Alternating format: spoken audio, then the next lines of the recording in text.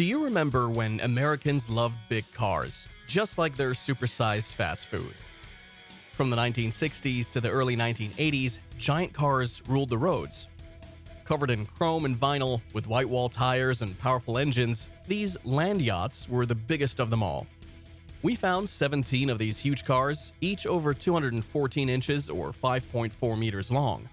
Ready to take a look at these massive machines? Let's get started. Number 17. 1963 Dodge Custom 880. Let's start with Dodge's Custom 880. Back then, big cars were very popular. To compete with Chevrolet, Dodge quickly made its own version of the Chrysler Newport. The Custom 880 had a big 361 cubic inch V8 engine with 265 horsepower, and you could also get an even bigger 383 cubic inch V8 engine with 305 horsepower. But it wasn't successful, and Dodge stopped making the 880 by 1965. Number 16. 1975 Dodge Charger SE. Most people think of muscle cars when they hear Charger, but by 1975, this famous car had turned into a luxury coupe. It had plush 24-ounce shag pile carpeting inside, but its boxy shape made it hard for NASCAR teams to use. Dodge only sold 31,000 Chargers in 1975. Number 15. 1970 Ford LTD. Between 1969 and 1978, Ford sold 7.75 million second-generation LTDs and their Mercury counterparts. During this time, the LTD was the biggest car Ford offered. The 1970 model had a Thunderbird-inspired grille and cool hidden headlights. Engine options included a big 302 cubic inch V8 and an even bigger 429 cubic inch V8. Number 14. 1971 Buick Riviera. Big and bold was the look for the third-generation Buick Riviera, launched in 1971. It had a huge boat-tail rear end, perfect for a land yacht, but buyers didn't like the radical design. The full-flow ventilation system, which often sucked in exhaust fumes and rainwater, didn't help either.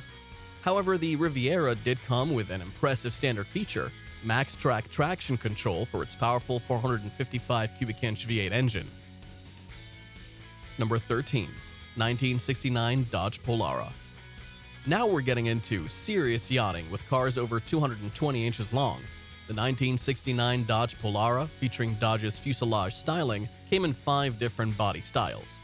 All engine options were V8s, starting from a modest 230 HP 381 cubic inch to a powerful 440 cubic inch Magnum with 375 HP and 480 pounds per foot of torque. The sales brochure highlighted hidden windshield wipers and carpets so plush you'd want to drive barefoot. Number 12. 1959 Chrysler New Yorker Town and Country Wagon. It might be from an earlier decade than the others on our list, and it's also a station wagon, but the 59 Town and Country is still very much a land yacht. It came standard with the Golden Line 413 cubic inch V8 engine producing 350 horsepower, and had a push-button 3-speed automatic transmission. Optional extras included the Mirror-matic electrically dimming rearview mirror. It's interesting to note that nearly 6 decades later, you often have to pay extra for an automatic dimming mirror on a new car. Number 11. 1980 Plymouth Grand Fury. For much of its life, the Plymouth Grand Fury catered to the fleet market, which kept it in production. Even after being downsized in 1980, it remained a large vehicle. Police chiefs loved them, thanks to a special package that boosted the 360 cubic inch V8 engine to a massive 195 HP. By 1980, the era of land yachts was ending, and Plymouth discontinued the Grand Fury partway through 1981. Number 10. 1973 Chevrolet Impala Custom Coupe. Chevrolet's marketing for 1973 sounded more like a political campaign than a car ad. They talked about building a better way to see America, and what better way than from the vinyl and wood grain interior of your Impala.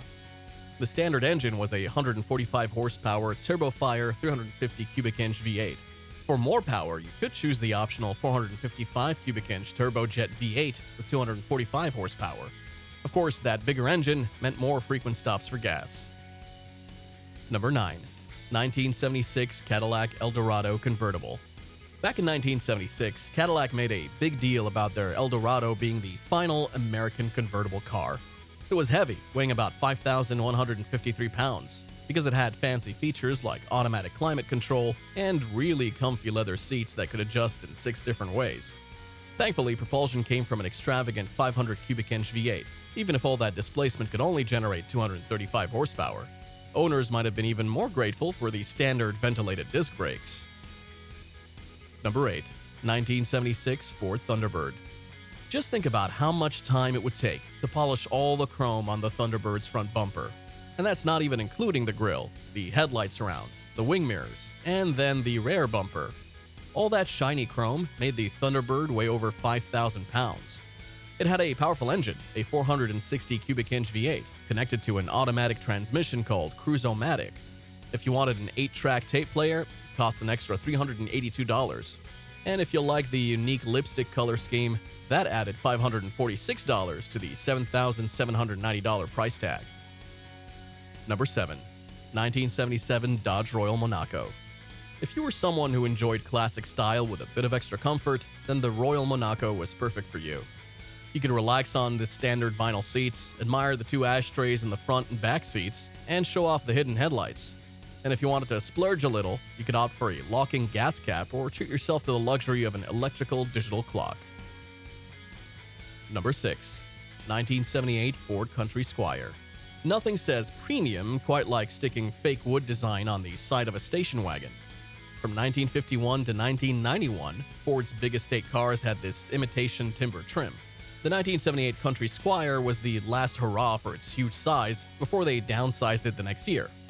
But in 1978, even with the biggest engine option, a 460 cubic inch V8, the Squire could only reach a top speed of 111 miles per hour because it weighed around 4,881 pounds. But hey, at least you didn't have to worry about varnishing that wood.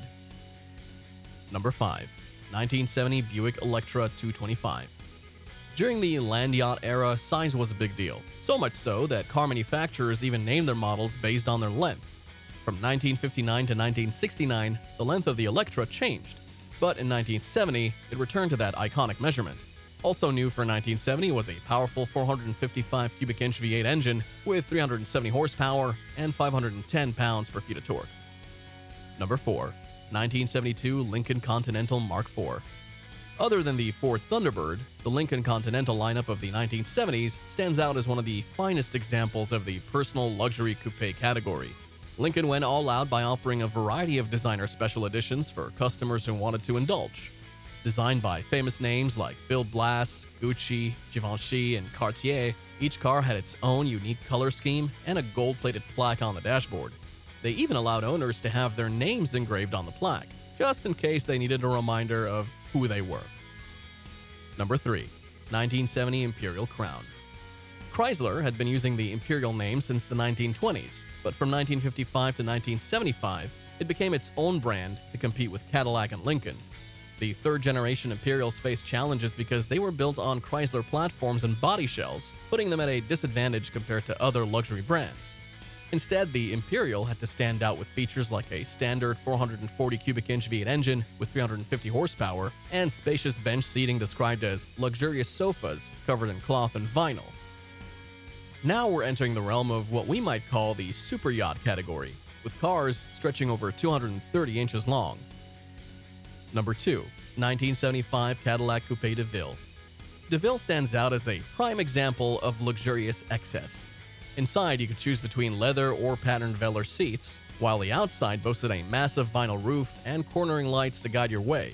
You could opt for airbags for both driver and passenger, as well as traction control and, of course, those classic whitewall tires with stripes. Number 1. 1978 Chrysler New Yorker Brougham. By the late 1970s, cars like the New Yorker were as big as disco music itself. But in 1978, it marked the end of the line for the Chrysler C-Body platform, which underpinned many of the full-size vehicles on the list.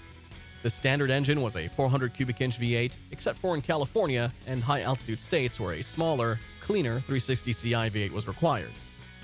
Options included an AM/FM stereo with a search function controlled by a foot switch, and even a CB radio. But thanks for cruising through this journey. If you enjoyed this video, don't forget to give it a thumbs up and subscribe to our channel for more content like this. Remember to hit the notification bell so you never miss an upload. Until next time, take care and see you in the next video.